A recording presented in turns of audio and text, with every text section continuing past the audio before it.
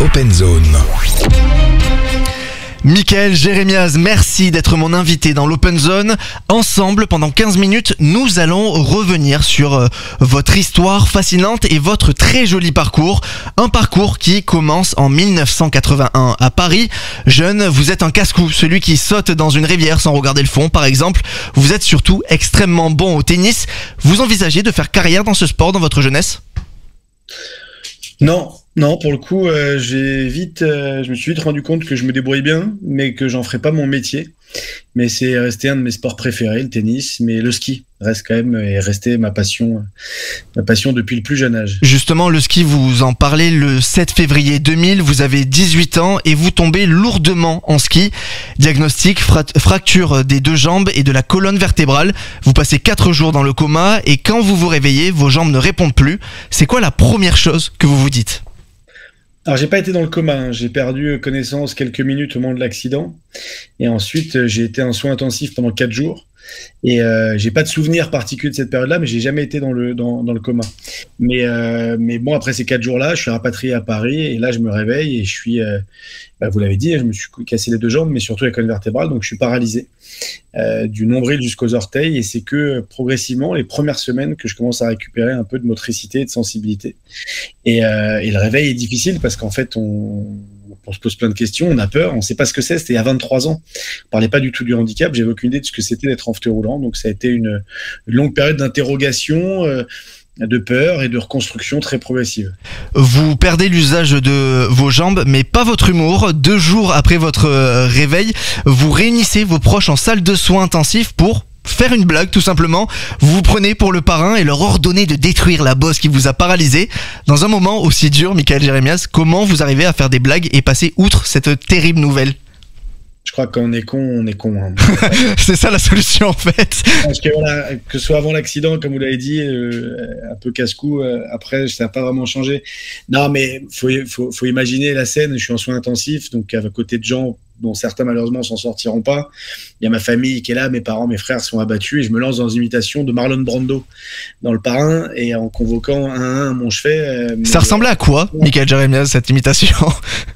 Ça c'est le moment un peu embarrassant parce que à l'époque j'étais défoncé à la morphine. Là, d'accord. Bon, je serais moins bon, mais c'est un truc où imaginez, vous avez les bras comme ça. Vous avez des tubes partout et vous faites Ben, viens voir, le directeur de la station. Il y a une espèce de délire comme ça. Effectivement, il y a un fou rire familial et qui a été peut-être, on s'en est rendu compte plus tard, mais un des points de départ d'une reconstruction familiale. Parce que quand vous avez un accident de la vie, pas uniquement vous. Ça touche vos proches aussi. Les personnes qui vous entourent, qui vous aiment. Et donc oui, c'est un moment assez drôle. Qu'est-ce qui vous a donné cette formidable force qui vous a empêché en fait de vous dire « Il vient de m'arriver un drame, ma vie est foutue ». Bah, ça, je me le suis dit, mais j'avais beaucoup d'entourage amical et surtout familial. Moi, j'ai mes parents et mes frères, et mon grand frère notamment, qui a été extrêmement présent quotidiennement et qui m'a accompagné. On se reconstruit pas tout seul, ça, malheureusement, et c'est assez inégal parce qu'on ne choisit pas son entourage forcément, encore moins sa famille.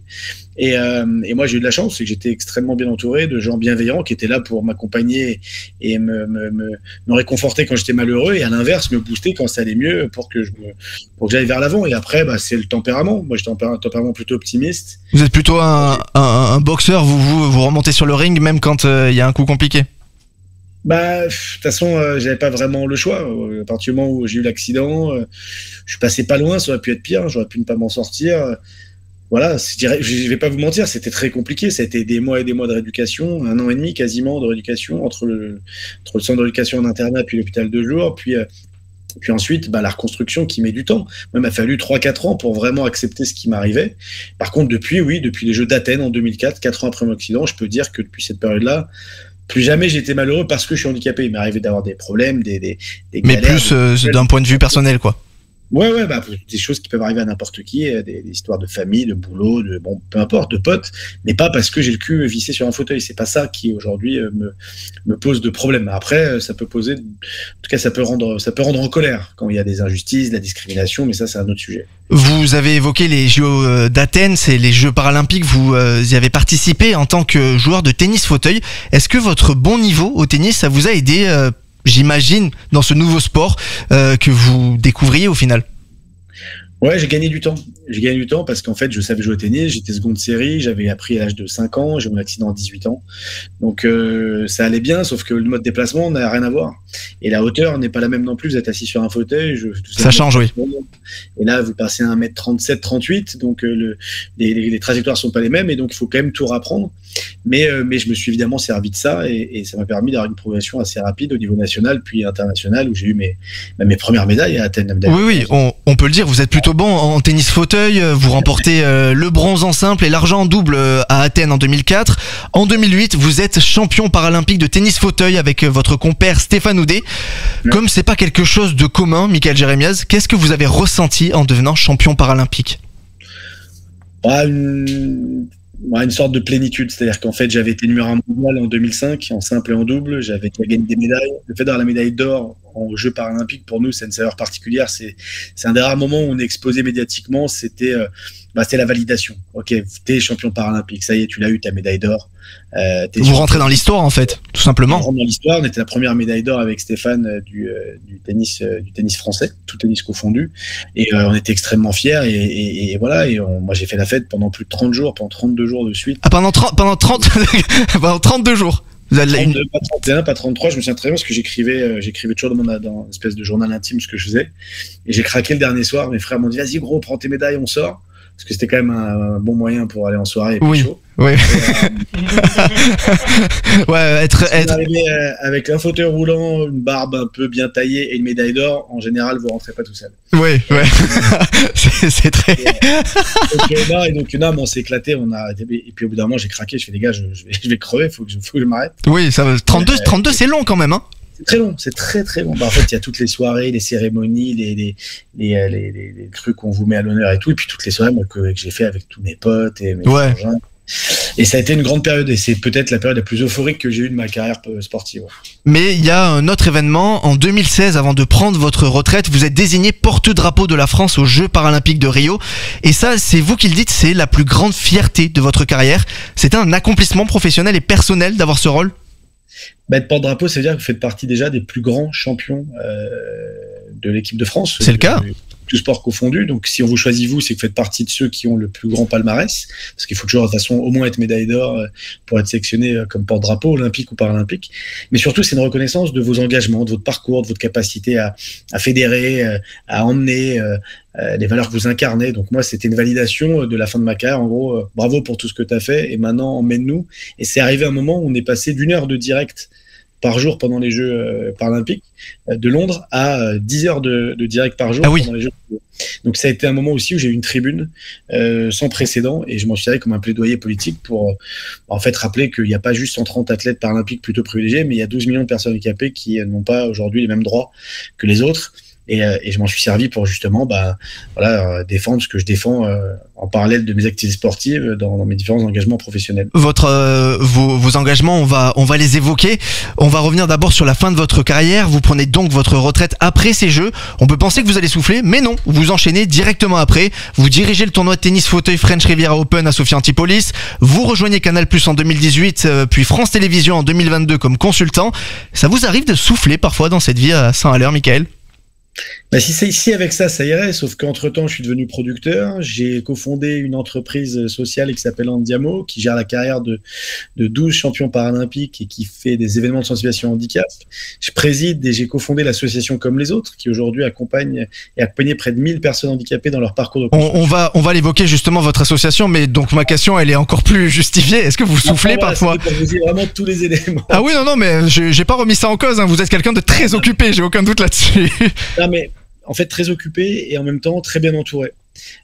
Moi, je travaille que ce soit Andiamo ou Comme les Autres avec mes frères, avec ma femme, sur ma boîte de conseil et ma boîte de prod, je travaille avec des amis. Sur le tournoi de tennis, je travaille avec mon petit frère qui est le directeur du tournoi. Je me suis entouré des gens en qui j'ai le plus confiance et qui partagent ma vision et avec qui j'ai des valeurs communes. Et donc aujourd'hui, toutes les structures que j'ai créées, elles ont un objectif commun, que ce soit dans l'audiovisuel, dans le politique, le médiatique, l'entrepreneuriat, c'est de contribuer à une société plus juste et que les personnes handicapées aient les mêmes droits. Après, tous les outils sont valables, Mais voilà, mais je suis pas débordé non plus. Je me débrouille quand même pour voilà. Vous arrivez à vous arranger. Justement, vous l'avez dit, depuis 2011, vous avez votre association comme les autres, et votre cheval de bataille, notamment, c'est la vie sexuelle et affective des personnes en situation de handicap.